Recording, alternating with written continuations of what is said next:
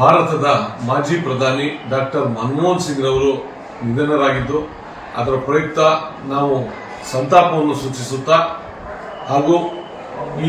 ಅವರ ಗೌರವಾರ್ಥವಾಗಿ ನಾವು ಇಂದು ಮತ್ತೆ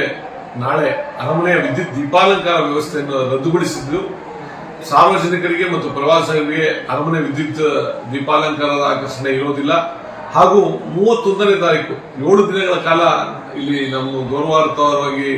ಶೋಕಾಚರಣೆಯನ್ನು ಅನೌನ್ಸ್ ಮಾಡಿರೋದ್ರಿಂದ 31ನೇ ತಾರೀಕು ಮಧ್ಯರಾತ್ರಿ 11ರಿಂದ 12 ಗಂಟೆವರೆಗೆ ನಾವು ಆ ಕರ್ನಾಟಕ ಮತ್ತೆ ಆಂಗ್ಲ ಪೊಲೀಸ್ ಬ್ಯಾಂಡ್ ಮತ್ತೆ 12ರಿಂದ 12 ಕಾಲ ತನಕ ನಾವು ಹಸಿರು ಪಟಾಕಿ ಸಿಡಿಸುವ ಕಾರ್ಯಕ್ರಮವನ್ನ ವರ್ಷಾಚರಣೆಯನ್ನು, ಹೊಸ ವರ್ಷದ ಆಗಮನದ ಆಚರಣೆಯನ್ನ ಕಾರ್ಯಕ್ರಮವನ್ನು ಏನಿಟ್ಕೊಂಡಿತ್ತು ಅದನ್ನು ರದ್ದುಗೊಳಿಸಲಾಗಿದೆ. ಅದೇ ರೀತಿ ನಾವು ಪ್ರವಾಸಿಗರು ಬೆಳಿಗ್ಗೆ 10ರಿಂದ ರಾತ್ರಿ 9ರವರೆಗೆ ಪರಪುಷ್ಪ ಪ್ರದರ್ಶನವು ಮುಕ್ತವಾಗಿ ಓಪನ್ ಆಗಿದ್ದು, ಎಲ್ಲ ಪ್ರವಾಸಿಗರು ಮತ್ತು